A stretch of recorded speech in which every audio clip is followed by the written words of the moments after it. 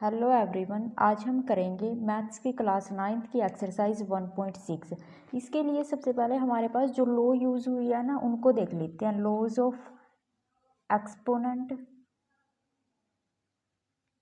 Of real numbers.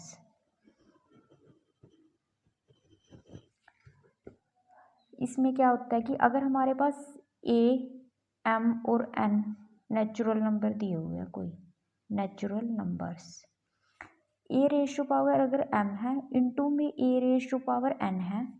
First property let कर लेते हैं इसको, A ratio power m, A ratio power n। यहाँ पर a बेस होगा और m और n पावर्स होंगे, तो इसको क्या होगा, सेम बेस में पावर अलग अलग हो तो इसका आएगा A ratio power m plus n। दोनों पावर बेस एक आके दोनों पावर ऐड हो जाएंगी। सेकंड प्रॉपर्टी है ए रेशो पावर अगर m है हमारे पास और होल दी पावर n है, तो इसको लिख सकते हैं हम ऐसे, A raise to power m into N.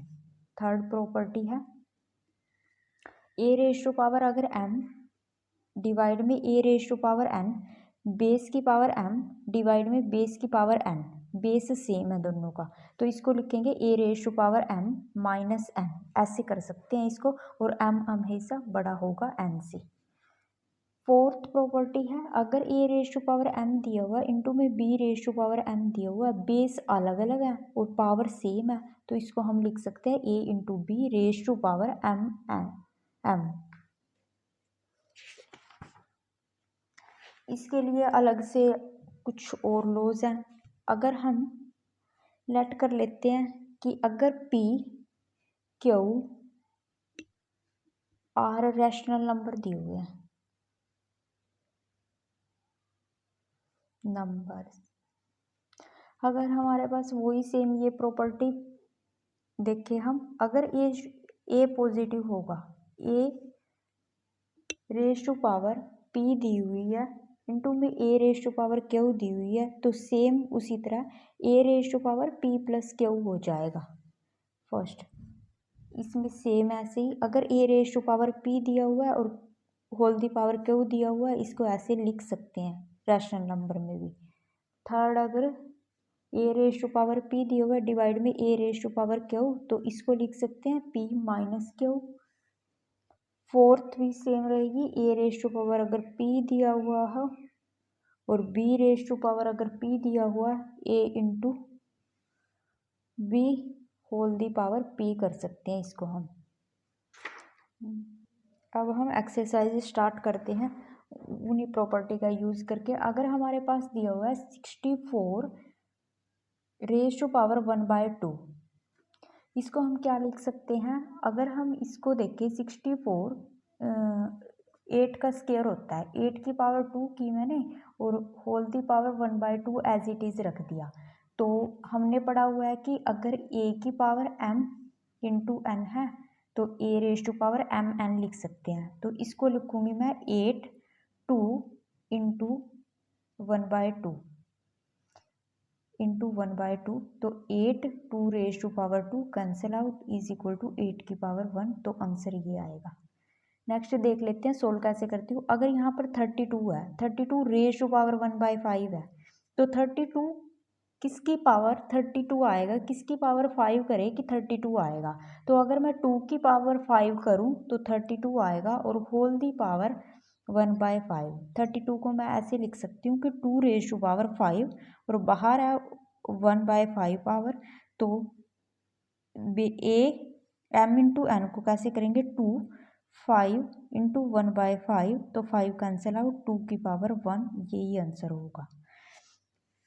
Next देख लेते हैं 125 अपॉन 1/3, तो 125 किसकी पावर 3 रखी जाएगी, तो 125 को मैं ऐसे रख सकती हूँ 5 raise to power 3 whole the power 1/3, तो सेम वैसे ही होगा A raise to power m, n दिया होगा तो a m n होगा, तो इसका क्या बनेगा कि 5 3 अपॉन 3, तो cancel out is equal to 1। Same वैसे ही किया मैंने ये भी। क्वेश्चन सेकंड देख लेते हैं कि सेकंड में क्या दिया हुआ है। 9 रेज टू पावर 3/2 दिया हुआ है। अब देखते हैं ये कैसे सोल्व करते हैं। अगर मैं 9 को लिखूं, 9 अगर 9 को लिख सकती हूँ 3 का स्क्वायर और बाहर पावर दी हुई है 3/2, तो इसी रूल से सेम प्रॉपर्टी से अगर ए एम इंटू एन है तो ए एम इंटू एन लिख सकते हैं। तो क्या करूँगी मैं 3 2 इंटू में 3/2 रखा मैंने बाहर का तो कैंसिल आउट, अब आया 3^3 इसको 27 लिख सकते हैं, ये इसका आंसर होगा। नेक्स्ट देख लेते हैं। नेक्स्ट है 32^2/5 तो 32 को मैं लिख सकती हूँ 32^2/5 दिया हुआ है तो 32 को मैं लिख सकती हूँ 2^5 और बाहर दिया हुआ है 2/5 पावर। तो उसी प्रॉपर्टी से बाहर गई पावर एक साथ हुई तो 2/5 5 कैंसिल तो 2^2 हुआ तो क्या आएगा 4 आंसर आएगा। नेक्स्ट क्वेश्चन है 16^3/4 16 को कैसे लिखूं?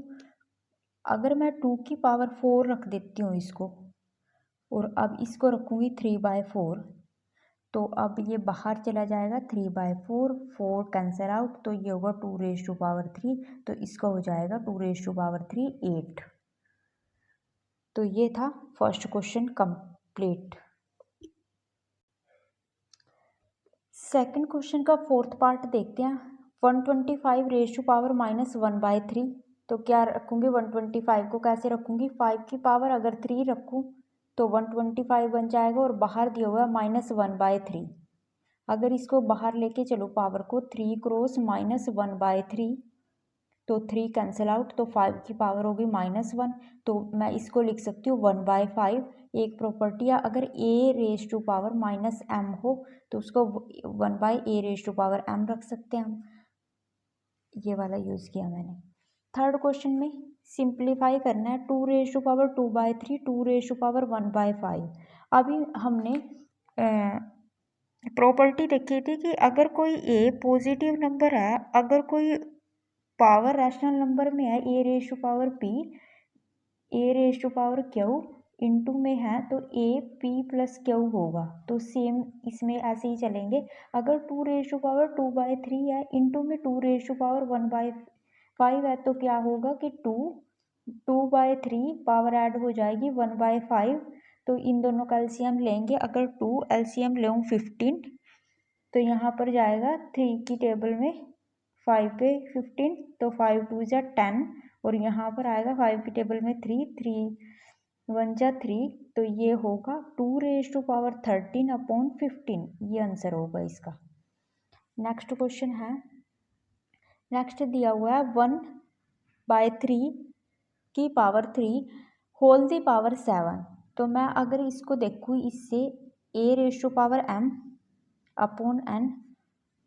a⁻m तो क्या होगा 1/3 की 3 × 7 हो जाएगी तो क्या होगा 1/3 21 पावर होगी और इसको क्या रख सकती हूँ मैं 3^-21 रख सकती हूँ।